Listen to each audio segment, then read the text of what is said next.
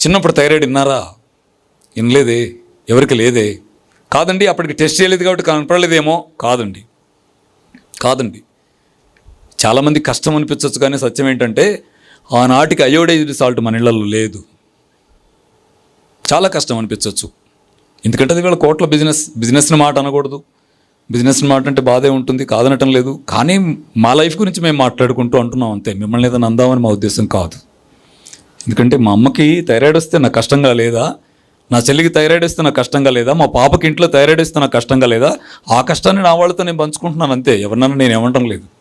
ఎందుకంటే చిన్నప్పుడు స్కూల్కి వచ్చి మీరు ఆరోగ్య పేరుతో అయోడైజ్డ్ సాల్ట్ మీ ఇంట్లో వాడమని చెప్పండి, థైరాయిడ్ జబ్బు రాదని చెప్తే ఇది కొత్త జబ్బు అనుకుని ఇంటికి వెళ్ళి అమ్మకు చెప్పామే. ఆ రోజు లేదు.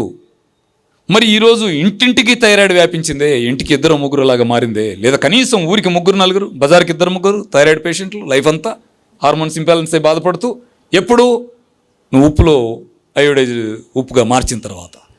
మొన్న ఒక ఆర్టికల్ చూశాను నెట్లో, ఏమనుంది? పోరాడి గెలిచిన మహోన్నత వీరుడు భారత్ అండి. దేని మీద? అయోడైజ్డ్ సాల్ట్ని, థైరాయిడ్ జబ్బుకు వ్యతిరేకంగా అయోడైజ్డ్ సాల్ట్ని 100%గా ఇండియాలో వాడేట్టుగా మార్చడంలో గెలిచిన పోరాట యోధుడు అని ఆర్టికల్ పెట్టారు మనాళ్ళు. అఫీషియల్ ఆర్టికల్ సార్, అధికారిక ఆర్టికల్ పెట్టారు. నేను ఒక్క మాట బాధతో వాళ్ళని మీ అందరి సమక్షంలో మీ తరపున అడుగుతాను. అయోడైజ్డ్ సాల్ట్ 100కు 100 మందికి అమ్మటంలో మీరు సక్సెస్ అయ్యారా గెలిచిన యోధుడు అంటే? థైరాయిడ్ జబ్బు 100కు 100 ఇక్కడ లేకుండా చేయడంలోనా మీరు సక్సెస్ అయింది? ఆ రోజు 10 కేసులు ఉంటే ఇవాళ 50 కేసులు అయితే సక్సెస్ ఎట్లా? ఓడిపోతున్నామే. అమ్మ ఓడిపోతుంది, చెల్లి ఓడిపోతుంది, పాప ఓడిపోతుంది. ఫ్రెండ్స్, కంపెనీలు గెలుస్తున్నాయి, మనం ఓడిపోతున్నాం. అరే ఓడిపోతున్నామని బాధపడితే, మా అమ్మకి అని కళ్ళమ నీళ్లు పెట్టావనుకో, విజయం రాదు. ఎప్పుడొస్తుంది? గాంధీ ఉప్పు ఏమైంది బ్రదర్ అని అడగండి. దానికోసమే కదా ఆ డేట్ గుర్తు రావట్లా. 1800 ఎంత ఉంది దండేట, ఏదో ఊర్లో కూర్చొని నా ఉప్పు నాదే అంటే ఆ ఉప్పు కళ్ళకు కనపడకుండా పోయిందే. ఆంధ్రప్రదేశ్లో ఏ మారుమూలకి వెళ్ళి అడిగినా నా ఉప్పు నాకు కనపడుతుందా? ఏం ఉప్పు అయ్యా నీ ఉప్పు అంటే ఏమో తెలియదు. గాంధీ ఉప్పు అండి మా ఉప్పు. ఏదది? కల్లుప్పు. ఏమైంది? గళ్ళుప్పు, కల్లుప్పు అంటామా? ఏమైంది? లేదు.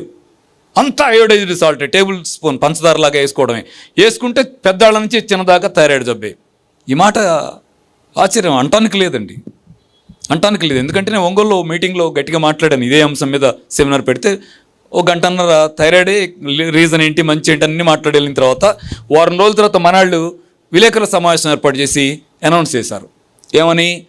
అయోడైజ్డ్ సాల్టే వాడాలి అని ఆరోగ్య శాఖ తరఫున ఇచ్చారు. చాలా పెద్దగా వచ్చింది. నేను మాట్లాడింది ఎంత వచ్చింది, ఇంత మాట్లాడిన మనాళ్ళు ఉలిక్కిపడి చాలా పెద్దగా ఇచ్చారు. మరి బాధ అనిపించి ఉండొచ్చు, కష్టం అనిపించి ఉండొచ్చు. కానీ మరి అయినా మాట్లాడుతున్నాం ఎందుకు? పొరపాటున వాళ్ళు కేసు పెడతారేమో. పెట్టనివ్వండి, ఏం చేద్దాం, మన బాధ మంది కదా. ఎవరిని అంటున్నాం మనం? ఎందుకంటున్నానంటే అయోడైజ్డ్ సాల్ట్ తీసి మురికాలలో పోయండమ్మా. ఉప్పు వేయకండి 1 నెల 2 నెలలు. ఏ ఉప్పు వాడకండి.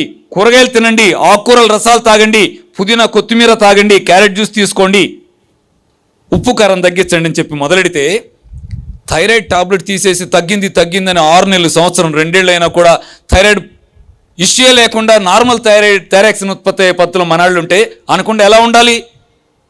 ఇవాళ చాలామంది కష్టంగా ఉండొచ్చు, కానీ మనం ఉన్నాం ఆ రోజు చూడం. భవిష్యత్తుకైతే ఇది ఫ్యాక్ట్ అని ఒప్పుకునే స్థితి మన కుటుంబాల్లో రావాలి. వాళ్ళల్లో రావాలా వద్దా వదిలేయండి, మనకు అనవసరమైన విషయం.